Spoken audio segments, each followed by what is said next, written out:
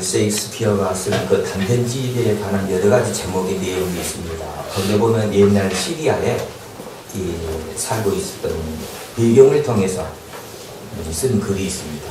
그 주인공이 오펠라라고 하는 사람인데, 이 사람은 이제 소문이 하나 있습니다. 자기 나라의 시리아 왕을 평생 단 한 번이라도 모시고 싶은 거예요. 웬고하니 그 말에 왕의 말 한마디면은 백성들이 전부 굴복을 해버리고 그 왕의 말의 권세가 대단하기 때문임을 믿고 있었기 때문입니다. 이제 그렇게 간절히 바란 것 때문에 이제 오랜 시간이 걸리지 않아서 그는 왕을 모시게 되십니다. 그래서 이제 얼마나 기뻤는지 아주 그냥 남은 목숨을 충성을 다한다는 마음으로 헌신하고 있는 거예요.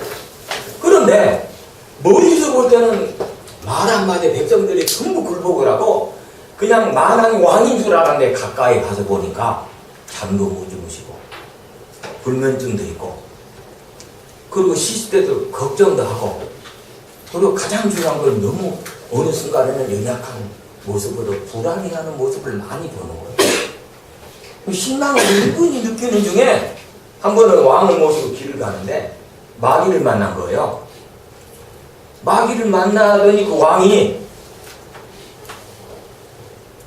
왕을 보는 순간 헛소리를 하고 기가 죽어가지고 뭐 환청 듣는 것처럼 완전한 불안전한 모습을 보이고 그랬을 때 오펠라는 생각합니다. 아, 내가 모셔야 되는 왕은 아니구나. 더 센 마귀가 있구나. 걔네가 이 왕의 신복이 차를 내려놓고 마귀를 섬기는 일꾼으로 평생을 살아가야 되겠다. 왜냐하면 최고의 왕을 마귀가 이겼으니까. 그래서 그 순간 이제 마귀의 종이 됩니다. 그래서 세상의 모든 악한 일을 저지릅니다. 그런 못되고 악한 일, 모든 일을 전부 저지르는 중에 세월이 흘러서 그 마귀를 모시고 이제 교회를 딱 가는데 교회 앞에 우뚝 세우니 십자가를 걸고 마귀가 또 부들부들 떠는 거예요. 꼼짝도 못하고 부들부들 떠는 거예요. 이 오펠라가 생각할 때, 야, 최고 되는 가던 마귀가 부들부들 떠고 단 한 발자국도 못 움직이니 그때 또 깨달습니다. 아, 알았다. 저 교회의 십자가, 저 십자가 외에는 그 어떤 것도 강한 게 없구나 하면 즉시 교회에 들어가가지고 그리스도를 영접해서 하나님의 자녀가 되었다는 내용이 나와 있어요. 이 세상에 가장 강한 게 뭐겠습니까? 이 세상에 가장 위험하다고 생각하는 존재가 뭐겠습니까? 이 나라의 왕이겠습니까? 아니면 황제입니까? 아니면 또 뭐 이렇게 저렇게 하는 마귀입니까? 십자가 외에는요 가장 위대한 게 없어요. 십자가 외에는 그 어떤 것도 위대할 수가 없습니다. 그 십자가가 이 성전에 분명히 존재하고 있습니다. 이 성전에 분명히 하나님이 함께하시고 여러분의 심령 안에 날마다 동행하며 함께할 걸로 믿습니다. 그러니 여러분 십자가는 단 한마디로 오늘 본문의 내용을 통해서 그리스도의 3대 사역을 대변하는 겁니다. 그리스도는 이 땅에 오셔서 피 흘침을 했죠. 전파했다는 겁니다. 전도를 했다는 겁니다. 그 다음에 티칭을 했습니다. 가르쳤습니다. 그 다음에 혈육을 했습니다. 치고 있습니다. 전파하고 가르치고 치료하는 것의 핵심이 뭐냐? 십자가입니다. 그 십자가를 여러분의 마음속에 그럼 내 아들에게 내 딸에게 믿지 않는 심령에 갖다 대십시오. 기적이 일어날 거를 믿습니다. 체험하지 못했기 때문에 영접하지 못했기 때문에 왜 전파를 합니까? 아직 복음을 기다리는 자가 있거든요. 또 왜 제대로 모릅니까? 제대로 양육을 못 받았기 때문에 모르는 거예요. 여러분 울퉁불퉁하게 이상하게 양육받아서 괜히 딴소리를 부리지 마시고 현재 증거되는 말씀으로 영적으로 스탠다드의 신앙을 가지셔서 하나님 앞에 온전한 육체가 옮김을 받아 천국문 땅 여는 순간에 그냥 괜히 여기저기서 쓸데없는 거 너무 많이 들어오고 귀만 막 쏟아져 나오는 천국의 창고가 아니다. 문을 딱 열었더니 입만 쏟아져 나오는 그런 천국의 창고가 아니라 문이 열린 순간에 온전한 육체가 하나님의 영광에 그 천국의 창고에서 이렇게 튀어나와 구원함에 이를 수 있는 심령이 되시기를 주님의 이름으로 축원드립니다. 그래서 우리는 전도를 해야 됩니다. 전하지 않고는요 하나님 성전에 그리스도를 영접할 수가 없습니다. 저도 전도를 받아서 일꾼이 됐고 더 나아가서 목회자가 됐습니다. 다 마찬가지입니다. 나는 전도를 못 받았다. 태어날 때부터 신앙을 했다. 모태신앙입니다. 어머니가 잉태되는 순간에 어머니가 이미 믿고 있었던 거예요. 얼마나 복입니까? 또 깊이 따지고 보면 창세 전에 언제 전에? 창세 전에 하나님의 선택된 자를 우리가 전하는 복음을 통해서 전파되는 진리를 통해서 하나님께 다 인도할 걸로 믿습니다. 대표적으로 빌립인 나다나엘에게 그러잖아요. 나다나엘은 그러잖아요. 아마 그런 일이 그렇게 있을 수 있겠어? 나사렛이라는 동네는 그냥 꾸질꾸질하고 적은 성읍 중에 하나지 거기에서 뭔 개천에서 용이 나겠나 이거예요. 근데 빌립이 그러잖아요. 와 봐라. 기적과 그리고 놀라운 역사를 체험할 수 있는 곳으로 와 봐라. 나단이 주님 같은 거죠. 주님은 그랬습니다. 나단이 간사한 것이었구나. 심령이 다르다는 거죠. 복음을 전할 때에도 돌들로도 아브라함의 씨를 만든다 그랬어요. 돌들로도 아브라함의 씨를 만드는 그들은 누구냐? 하나님 찾으시는 백성이죠. 구원의 백성인 줄로 믿습니다. 그 백성을 올 한해는 반드시 찾으셔서 여러분의 옆자리에 앉으십시오. 빈자리가 없는 오산중앙교회 오늘 한 해 하나님의 영광을 드높이는 일꾼들이 되시기를 주님의 이름으로 간절히 축원드립니다. 하나님 앞에 오는 자, 예수님을 만나는 자 간단하게 두 가지입니다. 간단하게 전도를 받아서 티어칭을 해서 전도를 전파해서 아니 양육을 해서 티칭을 해서 오는 분들이 계시죠. 그게 비밀이 흐르죠. 성령의 지시를 받아 마차를 타고 있는 메시아한테로 가라. 하나님 메시를 구원하기 위해서 성령의 음성을 듣고 저 마차로 가라 해서 간 거예요. 그렇죠? 하나님의 성령이 주도하신 대로 이제 가는 거죠. 그래서 이제 성경을 읽고 있는 걸 이렇게 가르쳐 주면서 전도를 하게 되는 거죠. 또 반면에 하나님 앞에 오는 자, 예수님 앞에 나오는 자, 강권하심을 합니다. 나는 상관이 없는데 하나님 강권함으로 버립니다. 대표적인 인물이 신약에서는 바울이죠. 또 베드로죠. 베드로를 하나님 강권으로 불러내지 않았다면 평생 어부고 베드로는 우리한테 무관한 거예요. 바울도 하나님께서 불러내지 않았다면 강권으로 해서 그리스도를 만나는 축복이 없었다면 우리는 바울하고는 상관이 없습니다. 성도의 부르심 마찬가지입니다. 과거에 무슨 일을 하든 어떤 일 상관이 없습니다. 복음의 전도를 통해서 하나님의 진리의 가르침을 통해서 그리고 강권하심을 통해서 하나님 부르신 백성들을 분명히 구원의 반열에 세워나가리라 확신합니다. 여러분 이 십자가는 어떤 의미를 갖고 있습니까? 십자가는 여러분이 평소 신앙하면서 십자가는 나한테 이런 의미를 갖고 있다. 제가 생각하는 십자가는 하나님 나라를 가게 한다는 것이 큽니다. 십자가를 짊어지고 오신 그리스도 또 그리스도가 보내신 성령의 역사는 나를 천국에 가게 한다 하는 사상이 장담 커요. 근데 어떤 분에게 십자가는 고난의 십자가를 생각할 수 있어요. 왜냐? 내가 세상을 살면서 고난을 당했다, 고통을 당했다, 많은 어려운 일들을 당했다. 그런 모든 어려움을 짊어지는 그리스도를 생각할 수도 있다. 이 오스트리아에 가면은 어느 조그마한 마을이니까 어느 조그마한 마을 다리 위에 가면은 예수님의 12 모양의 조각상이 있어요. 그 산 조각상에는 씨를 뿌리는 예수님 모양이 있고 어떤 조각상에는 양을 이렇게 한번 목자의 상으로 이렇게 조각이 되어있는 상이 있고 어떤 조각상에는 가시 면류관을 쓰고 피를 흘리며 달려 돌아가시는 그리스도의 조각상이 있어요. 어떤 조각상에는 기도하는 의사의 조각상으로 있습니다. 다양한 사람들이지만 모든 사람들에게 그리스도는 구주로 오신다는 것을 말씀하시는 거예요. 어떤 모습으로든 좋습니다. 가정에 어려운 일이 있죠. 세상에 살면 쓰라는 고통을 당하죠. 전부 해결하시는 게 뭐냐? 십자가의 능력인 줄 믿습니다. 아멘. 여러분, 우리가 양을 보면 양은 5m 이상은 못 보죠. 자기를 방어할 수 있는 구조가 안 돼 있잖아요.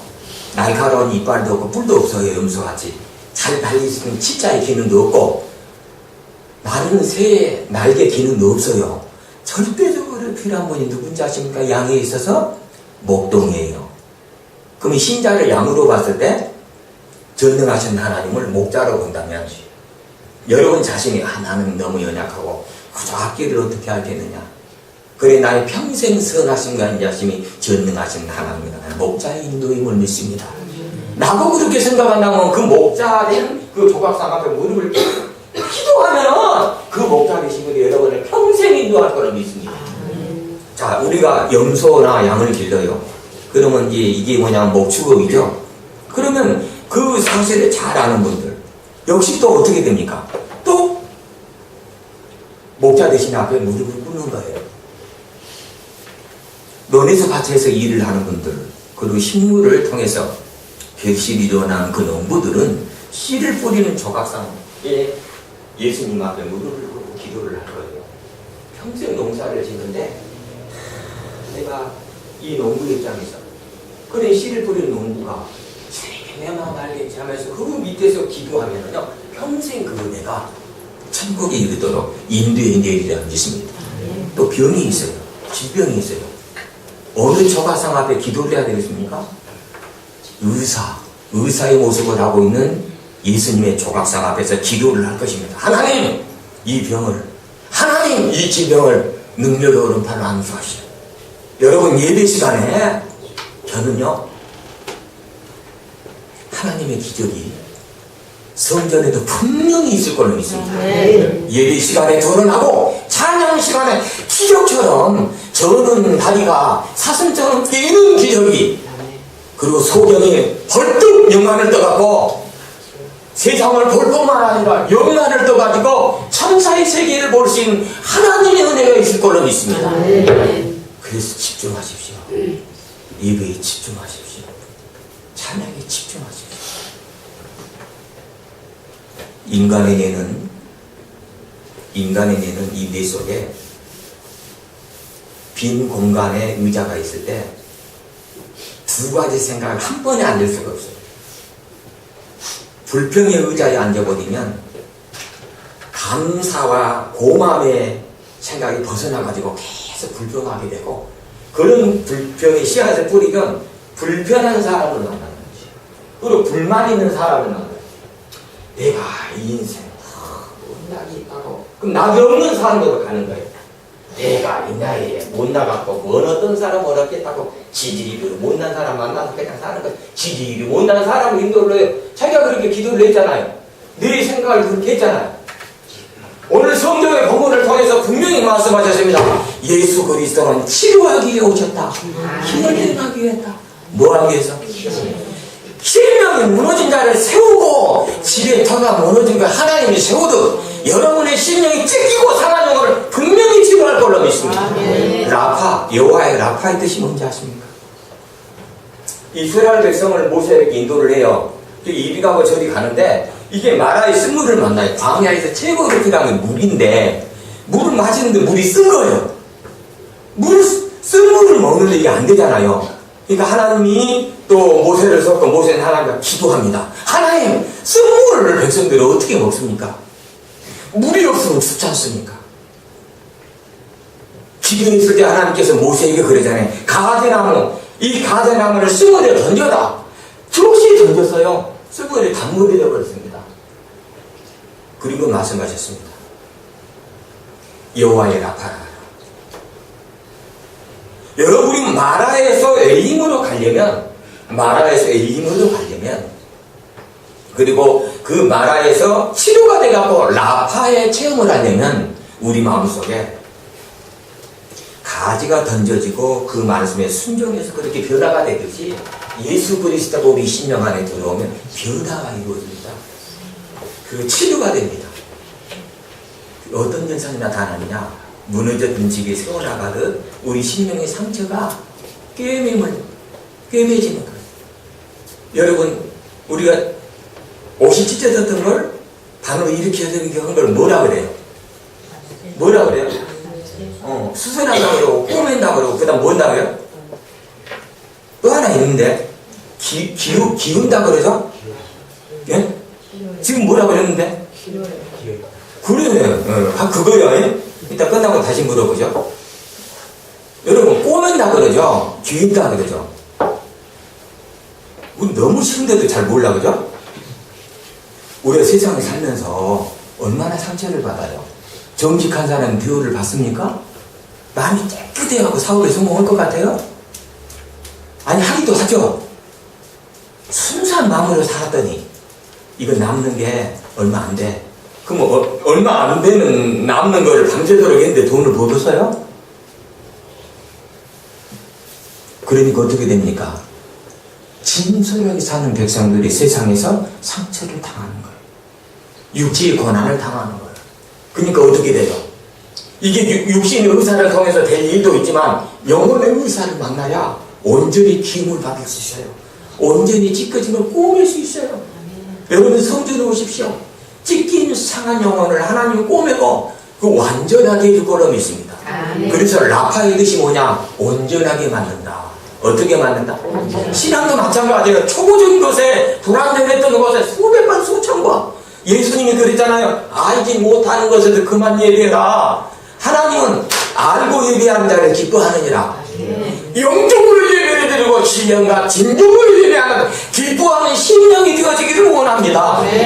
하나님은 그리고 이 땅에 보내신 예수님은 전도를 통해서 가르침을 통해서 하나님 백성을 불러내기도 하고 세상에 살며 힘들고 고통과 고난 속에 찢기고 상한 영혼을 치료하는 하나님인 줄 믿습니다. 여러분, 그런 은혜가 예배 시간에 찬양의 시간에 내리십니다.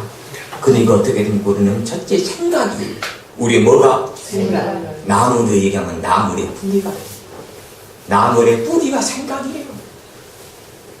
뿌리가 현찮으면 가지나 그리고 나무는 시베시베 죽어요. 그래, 뿌리가 튼튼하니까 이 겨울을 이겨내고 3월달을 봐보십시오. 이게 우민하고 싹이 트고 열매와 꽃을 피지 않습니까? 여러분의 생각이 나무의 뿌리예요. 나무의 꽃은 뭐냐? 말이에요. 여러분의 말이 나무의 꽃이에요. 여러분의 생각, 그 다음에 말, 여러분의 행위가, 여러분의 뭐가? 열매가 될 것을 믿습니다. 그래서 세상에 아무것도 없어도 하나님 성전에 오셔서 그 어떤 것도 지배할 수 있는 십자가 안에서 기도의 제목을 놓고 기도하십시오. 모든 사람 앞에 다양하게 하나님은 구세주가 되므로 이 땅에 오셨다는 걸 나타내고 있는 거예요. 그니 우리가 하나님 앞에 가질 수 있는 것은 여러분의 생각과 여러분의 말과 여러분의 생각과 말과 행위를 통해서 아름다운 꽃과 그리고 열매를 맺어나가는 일꾼들이 되시기를 원합니다. 여러분, 마음이라고 하는 게 있잖아요. 마음이라는 것을 원어로 풀어보면은 마음 속에 있는 알이에요. 그러니까 마음이라고 하는 이게 뭐냐? 마음의 알. 그래요. 마음에 뭐라고요? 그럼 알은 뭐냐? 알은 씨앗이에요. 알은 뭐예요? 씨앗. 그러니까 여러분 마음속에 그런 씨앗을 갖고 있느냐? 그러면 이제 꽃이 피고 열매가 될 거로 믿습니다. 그런 마음, 그 마음 안에 그 씨앗을 품고 우물 튀어나가고 꽃을 피고 열매를 맺혀나가는 2015년 한 해 이제 목회자가 보니까 믿음은 충만한데 경제적이 어렵잖아요. 그럼 목회자 볼 때는 난 물질의 복을 올해는 주기를 원해. 저한테는 하나님이 좀 줘갖고 그냥 그 산타클로스 같이 꼭 그냥 12월 며칠만 있는 게 아니라 매일매일 방문해갖고 그냥 한 수십억만 있어요. 좋겠어요. 그냥 1억 헌금, 그냥 1억 헌금이란다. 1억 봉투에 넣어갖고 그냥 그랬으면 좋겠어. 만약에 지혜가 안 되면 여러분 각인의 신명에 그런 축복이 이루어지게 될 걸로 믿습니다. 야곱이 돌아가시기 전에 12 제자들한테 축복을 하는데 요셉에게 한 축복이 뭔지 아세요? 요셉아, 너는 너무 축복이 넘쳐가지고 담을 넘는 가지의 축복, 너무너무 여러분 감나도가 너무너무 많이 맺혀갖고 막 깍두기로 갖춰놓는 모습을 한번 상상해 보십시오. 우리 집에 마당에 감나무 그냥 복도가 나무가 있었는데 이게 그냥 담을 넘어가지고 이웃집으로 갔어. 지금 이웃집 여러분 담이 넘어왔으니까 우리 거다가 아니야. 여기서 나갈 거니까. 그 톨스토이에 보면은요, 거기에 그거 갖고 싸매요. A라는 집이 있고 B라는 집이 있는데 A라는 집에 닭이 자기 그냥 이 양계장 안에서 이게 횟찌는 자리에서 이게 꺾이고 알을 놓으면 되는데 이 닭이 워낙 바람기가 있어갖고 B집으로 가다가들이 낫대야. 그러니까 B집에 있는 애들이 우리 집에 나왔으니까 내 알이야. 이렇게 하고 A집에 그 친구는 아니야, 내 암탉이 가져가니까 내 알이야 그랬어요. 서로는 니 거다 내 거다 살았는데 부모님들이 하고 왜 그러냐 했더니 여기서 나왔으니까 이 알이라 그러고 또 여기서 났지만 그 난 암탉이 여기 거니까 이거라고 그래요. 그러니까 또 부모끼리 싸는 거잖아요. 네, 부모끼리. 이 적은 거지만은 어떻게 보면은 공고함 때문에 되는 일들이거든요. 2015년 한 해에 하나님께서 이 담을 넘은 하나님의 축복된 가지가 여러분의 식명과 가정에 넘쳐나시기를 예수님의 이름으로 축원드립니다. 십자가의 은총에 대해서 설명하고 설교를 마치겠습니다. 여러분, 십자가, 저는 그렇게 생각합니다. 이 세상의 모든 사람은 완벽하게 죄를 짓지 않는 의미는 없다고 결론을 내립니다. 그런데 그들을 다 용서해 주었다.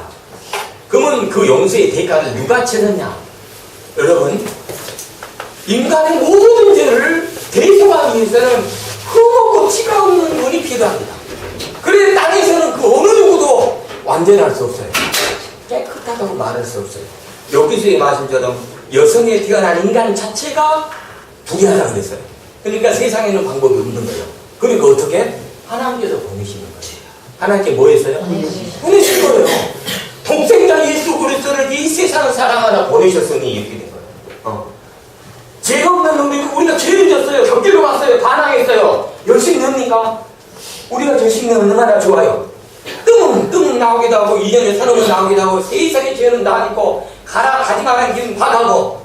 그래도 하나님이 네가 그 십자가를 믿는다면 너를 구원하겠다, 너를 치료하겠다 해서 보내신 분이 누굽니까? 예수 그리스도임을 믿습니다. 그래서 오신 예수 그리스도가 두 가지 기능을 갖고 합니다. 히브리서 9장에 간략하게 설명하고 있습니다. 한번 읽어보시겠습니다. 히브리서 9장 28절이죠. 이와 같이 그리스도도 많은 사람의 죄를 감당하시려고 그래서 요한복음 1장에는 그렇게 했습니다. 세상의 모든 죄를 진노하는 어린 양을 보라. 누구를 보라? 네. 여러분 믿습니까? 그 어느 누구도 세상에서 인간의 죄를 계속할 수가 없지만은 그래서 위로부터 오시는 거예요. 하나님께서는 그렇게 해서 위로부터 오시는 거예요. 그런 위로부터의 역사를 만나고 영접하시기를 주님의 이름으로 축원드립니다. 인간의 모든 죄를 대속하기 위해서 그 다음에 단번에 들으신 바 어떻게 해요? 단번에 단 한 번으로 끝난 거예요. 한 번으로. 그러니까 여러분 성경에 오셔서 이 죄인 저 죄인 또 죄인 그 표현 안 해도 돼요. 주님이 우리를 단 한 번으로 끝났다. 할렐루야. 아멘. 나는 의인이다. 이런 식으로 한번 표현하시고 당당하게 어깨를 들고 가십시오. 구약의 시대의 제사함은 여러분 제사함을 받기 위해서는 피가 필요해요. 그래서 구약에는 짐승을 잡았죠. 용서를 받기 위해서. 그런데 사람은 완전하지 않으니까 오늘 지은데 내일 지을 수 있고 내일 지은데 모레 지어요. 1년에 하루에 한 번은 365번의 짐승 목을 따야 돼. 그렇잖아요? 하루에 한 번, 이틀에 한 번이면 1년에 365일이니까 윤년이 돌아가면 1년에 366일 366개의 짐승을 잡아서 목을 따서 드려야 돼. 그런데 분명히 말씀하실 구약의 방법으로는 온전해 줄 수가 없어. 왠고하니 반복되는 제사를 통해서 하나님 앞에 온전히 나갈 수가 없느니라 그래서 히브리서 2장에. 그러니까 어떻게 돼? 신약의 시대 갖고는 단 한 번의 사건으로 여러분의 죄를 대속하고 용서하기 위해서 예수님이 오시는 거예요. 그럼 예수님은 절대적으로 이거는 한 번, 두 번 믿는 분이 아니라 영원히 믿어야 되는 존재의 대상인 줄로 믿습니다. 그렇게 단 한 번의 제사함을 위해서 그 다음에 구원에 이르게 하기 위하여 이제 제사함을 받았으면 어떻게 해요? 구원함에 이른다. 뭐에 이른다? 그렇습니다. 여러분 그렇게 죄를 대속하시고 단 한 번의 사건으로 구원하게 오신 예수 그리스도 믿으십시오. 영접하십시오. 그리고 특별히 각자의 모양의 기도의 제목이 각자의 모양으로 목자의 모습으로 의사의 모습으로 씨를 뿌리는 그리스도의 모습으로 고통을 짊어지고 살기 때문에 가슴의 주관을 우리 대신하여 짊어진 그리스도 각자의 모양으로 무릎을 꿇고 기도하십시오. 전부 해결할 거를 믿습니다. 단 여러분의 마음속에서 이 말 그리고 마음이 여러분 할 수 있다는 확신을 가져라. 그리고 질병이 치료되고 소경이 나고 절름거리가 벌떡벌떡 뛰는 분들의 공통점이 뭐냐? 믿음이 있었다는 거예요. 뭐가 있었어요? 대표적인 인물이 38년 동안 고난을 당했잖아요. 38년 동안 중풍병약을 누워있었던 베데스다 연못에 베데스다 연못에 가끔 천사가 와가지고 그물을 출렁 할 때 먼저 들어가는 사람은 다 나와버리니까 계속 주목하고 있을 거 아니에요. 주목을 하고 있을 거 아니에요. 그래서 천사가 출렁거리고 갔을 때 먼저 뛰어가는 사람이 낫거든. 그런데 38년 된 병자가 누워있으니 갈 수가 있냐 이거예요. 근데 그 마음이 어떻게? 마음이 깨어있었단 말이에요. 마음. 내가 그 누구보다도 그렇게 사모하게 변하지 않고 38년 동안 인내로 기다렸더니 주님이 오셔서 말씀하시기를 뭐라고 말씀하죠? 네가 낫고자 하느냐? 뭐하고자 하느냐? 낫고자 하느냐. 그때 만약에 포기하는 믿음을 가졌다면 주님 지쳤습니다. 내가 질려버렸습니다. 내가 이 교회 몇 년 다니는데 변화된 것도 없고 식당에서 이런 일만 해도 언제까지 해야 되고 나 이제 끝났습니다. 그럼 끝나는 거예요. 주님 내가 이 일을 해도 나 하나님 백성이고 또 분명히 언젠가는 기적되는 길을 열고는 믿습니다. 나는 포기해야겠습니다. 주님 뭐라고 하셨습니까? 네가 낫고자 하느냐? 예전에 낫고자 합니다. 근데 출렁거릴 때 내가 뛰어가야 되는데 나보다 먼저 뛰어갈 사람이 너무 많으니 어떻게 하면 좋습니까? 불갈 필요도 없다. 즉시 일어나 걸어가라. 그런 은혜가 어디서 일어난지 아세요? 여러분의 사모하는 마음속에 있을 거라고 믿습니다. 여러분의 뭐하는 마음? 사모하는 마음. 예배 시간에, 말씀 시간에, 찬양 시간에 기적이 나타날 거로 믿습니다. 아멘. 근데 이 말씀 시간에 졸았어. 괜찮아. 찬양 시간에 박수는 쳤는데 뭔 찬양인지 몰랐어. 근데 집에 돌아나고 보니까 그 말씀이 새록새록 기억나고 그 찬양이 그래. 아 그거구나 하는 순간에 깨달은 순간에 은혜가 역사될 걸로 믿습니다. 아멘. 올 한해 분명히 될 겁니다. 아멘. 육신의 질병, 영혼의 질병, 무너진 집을 세워나가고 목표 분명하게 긍정의 씨앗, 마음의 알을 뿌리십시오. 잠언서에는 그 얘기를 합니다. 잠언서 18장 읽고 마치도록 하죠. 잠언서 18장 19절부터 읽어보시겠습니다.